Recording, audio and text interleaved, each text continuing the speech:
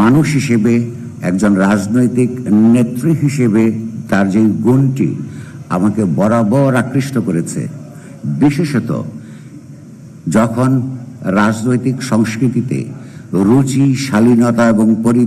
পরিমিতি বোধের এক ধরনের খরা চলছে বহু বহু বছর ধরে, সেই সময় আমি লক্ষ্য করেছি নিরন্তরভাবে বিনা ব্যতিক্রমে তিনি রাজনীতিক হিসেবে তার উপর দিয়ে তার যেমন সাফল্য ছিল, সেই সাফল্য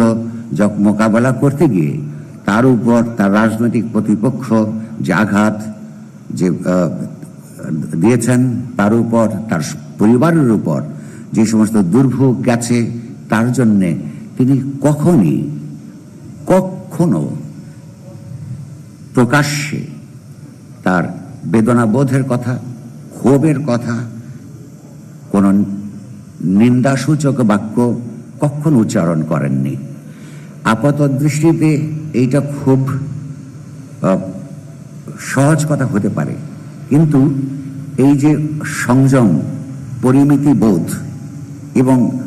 আত্মমর্যাদা, রাজনীতিতে অনেক অনুসারী থাকবেন, অনেক মত পথ দর্শন থাকবে, কিন্তু যেই রাজনীতিরই, যেই সংস্কৃতিরই অনুসারী হন না কেন,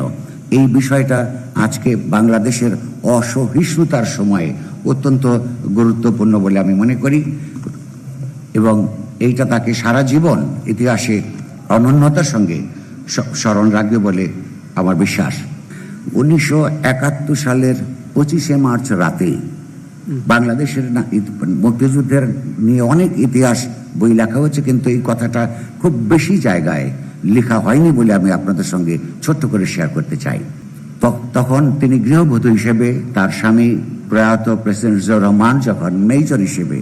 বাংলাদেশের স্বাধীনতা যুদ্ধ শুরু করবার জন্য তার কমান্ডারদের বিরুদ্ধে বিদ্রোহ ঘোষণা করেন, যখন তার কমান্ডারকে গ্রেফতার করার জন্য যান, তখন তার আবাসিক এলাকায়